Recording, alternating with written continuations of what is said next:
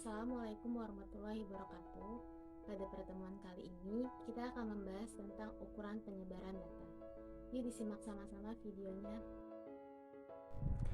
Akan ada 5 pembahasan. Yang pertama jangkauan, yang kedua simpangan rata-rata, yang ketiga variansi dan simpangan baku, yang keempat ada angka baku, dan yang terakhir koefisien variansi. Yang pertama jangkauan atau range. Jika ada sekumpulan data yang sudah diurutkan dari yang terkecil hingga terbesar, range dari datanya adalah selisih dari datum yang terbesar dikurang dengan datum yang terkecil.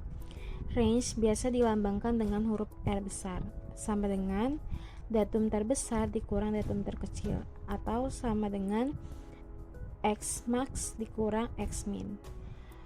Itu untuk data yang tunggal. Jika data disajikan dalam bentuk tabel distribusi frekuensi, maka R sama dengan tepi atas dari kelas terakhirnya dikurang dengan tepi bawah dari kelas pertama. Contoh, tentukan range dari data berikut. Nah, berdasarkan data di atas, kita ketahui bahwa X max-nya atau data yang paling besarnya yaitu 60 dan X min-nya atau data terendahnya itu adalah 20, sehingga R sama dengan atau range sama dengan 60 dikurang 20 sama dengan 40. Jadi range-nya yaitu 40. Lanjut ke simpangan rata-rata, biasa dilambangkan dengan SR. Untuk data yang tunggal, rumusnya adalah SR sama dengan 1 per N, sigma I sama dengan 1 hingga N, mutlak XI dikurang dengan X bar. Dengan SR-nya adalah simpangan rata-rata, N yaitu banyaknya datum, XI datum ke I, dan X bar adalah rata-rata hitung. Untuk data yang berbobot atau berkelompok, rumusnya adalah SR sama dengan 1 per N, sigma I sama dengan 1 hingga K, FI mutlak XI dikurang X bar. SR-nya yaitu simpangan rata-rata, N banyak data atau jumlah frekuensi, K banyaknya kelas, FI yaitu frekuensi kelas ke I, dan XI nilai tengah kelas ke I, X bar adalah rata-rata hitungnya. Contoh, untuk data yang tunggal, tentukan simpangan rata-rata dari data 6, 4, 8, 10, 11, 10, dan 7. Penyelesaiannya, langkah pertama yang harus kita lakukan adalah mencari X bar-nya atau nilai dari rata-rata hitungnya. Rumus X bar sama dengan sigma I sama dengan 1 hingga N, XI dibagi dengan N, yaitu banyaknya data. Sama dengan kita jumlahkan berapa dari data yang ada dibagi dengan jumlah banyaknya data, yaitu 56 dibagi 7, hasilnya adalah 8. Kita udah ketemu X barnya yaitu 8. Baru kita masukin ke rumus simpangan rata-ratanya, yaitu SR sama dengan sigma I sama dengan 1 hingga N, mutlak XI dikurang X bar dibagi dengan N, sama dengan mutlak 6 dikurang 8. Dari mana ini? Kita lihat datanya di atas, yaitu yang pertama ada 6. 6-nya dikurang dengan 8, yaitu dari X bar yang udah kita cari. Udah gitu ditambah dengan 4, yaitu data selanjutnya dikurang dengan X barnya juga 8. Begitupun seterusnya hingga data yang ketujuh. Dibagi dengan N. N itu apa? Banyaknya data. Karena datanya ada 7, berarti dibagi dengan 7. Jadi sama dengan hasil dari pengurangan di atas tadi kita tulis jadi 2 ditambah 4 ditambah 0 ditambah 2. Ingat, karena ini mutlak, jadi nilai yang minus tetap kita tulis positif. Dibagi 7, hasilnya yaitu 2. Lanjut ke contoh data yang berbobot. Hitunglah simpangan rata-rata dari tabel berikut. Nah, untuk memudahkan penghitungannya, kita buat tabel seperti ini. Jadi kita tulis XI-nya yaitu ada 4, 5, 6, 7, FI-nya 4, 8, 6, 2. Ini dapat dari soalnya kan. Lalu kita cari FI dikali XI-nya. Nah, berarti berapa itu yang baris pertama? Berarti 4 dikali 4, hasilnya 16. Yang baris kedua 5 dikali 8, hasilnya 40. Baris ketiga 6 dikali 6, hasilnya 36.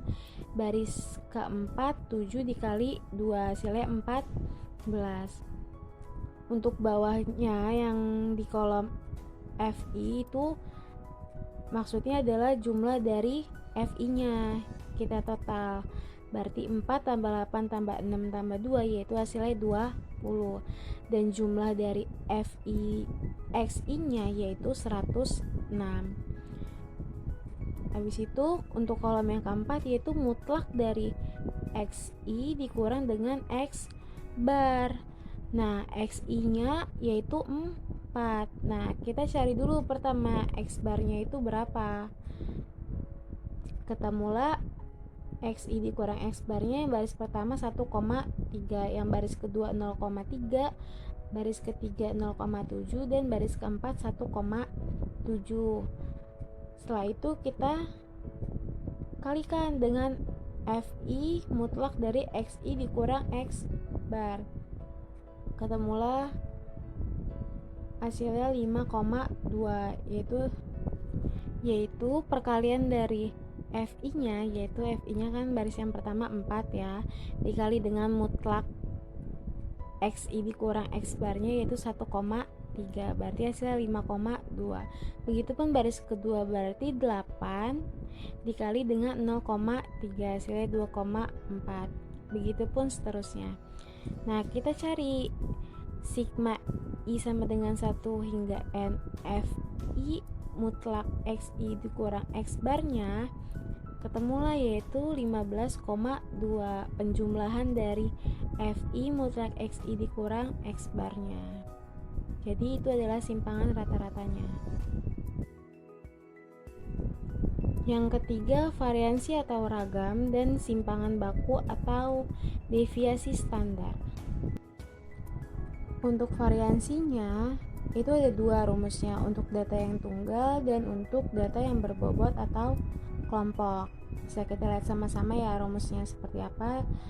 Di situ juga udah ada keterangannya.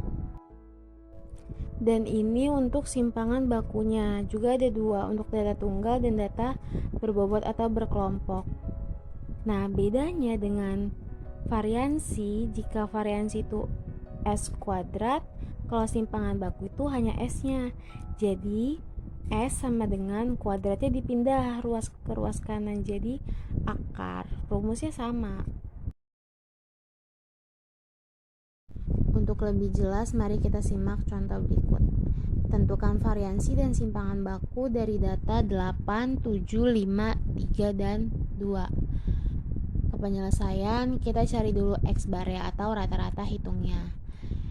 Di situ kita ketemu hasilnya yaitu 5. Jadi semua datanya, seluruh datanya dibagi dengan banyaknya data, ketemulah 5.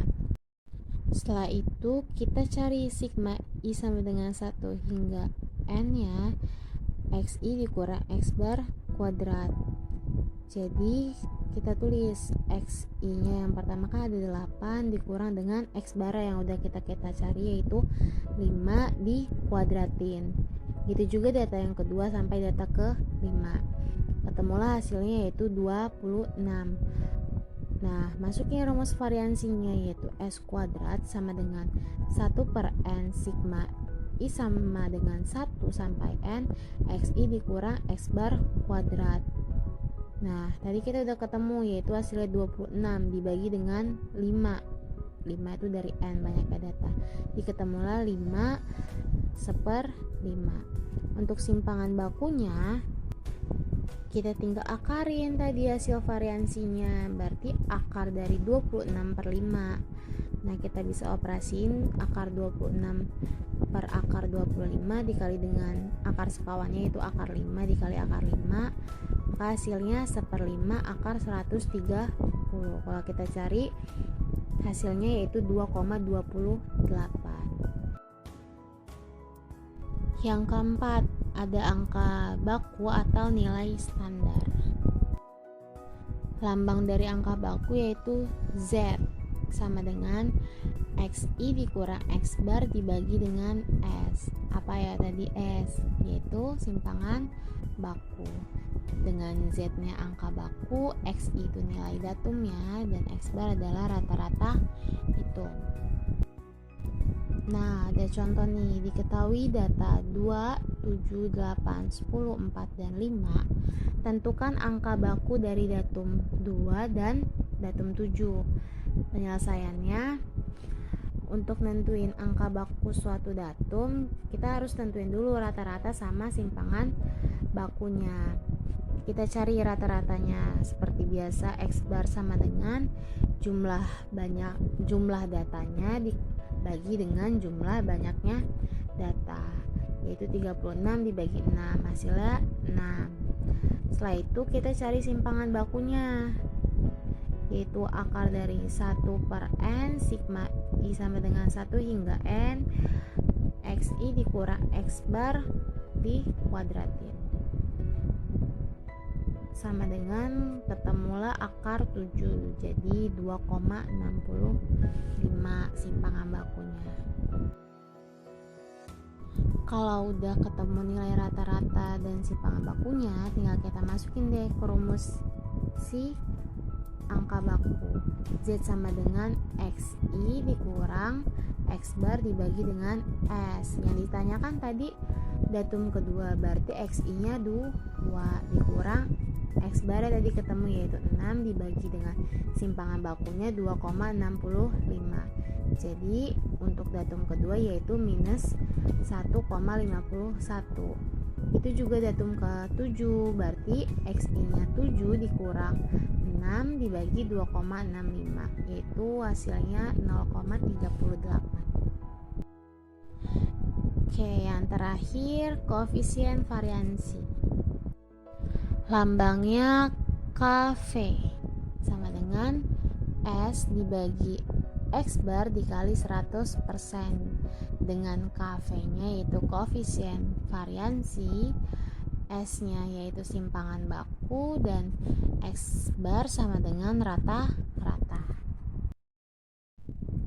Nah, contoh TV LED merek A mempunyai rata-rata hidup selama 87.600 jam dengan simpangan bakunya 2.190 jam.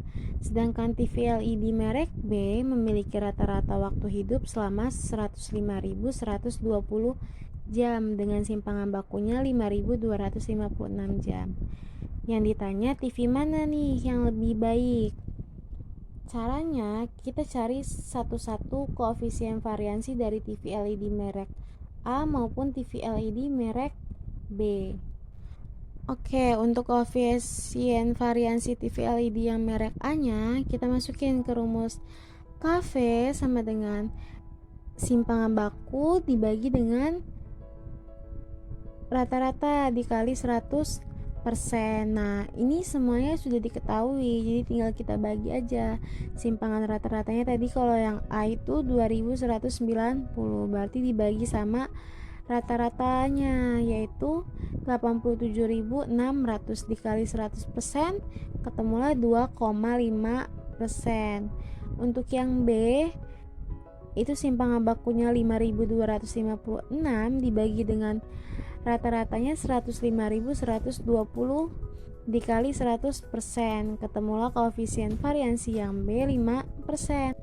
Dari perhitungan koefisien variansinya menunjukkan bahwa TV LED yang merek A itu lebih baik dari TV LED yang merek B, karena koefisien variansi TV LED merek A kurang dari koefisien variansinya TV LED merek yang B. Baik, cukup sekian pembelajaran kita pada hari ini. Jika masih ada yang belum paham atau ingin ditanyakan, silakan ditulis di kolom komentar. Terima kasih untuk yang sudah menyimak. Semoga ilmunya bermanfaat dan berkah. Tetap jaga kesehatan, stay safe semuanya. Saya akhiri, wassalamualaikum warahmatullahi wabarakatuh.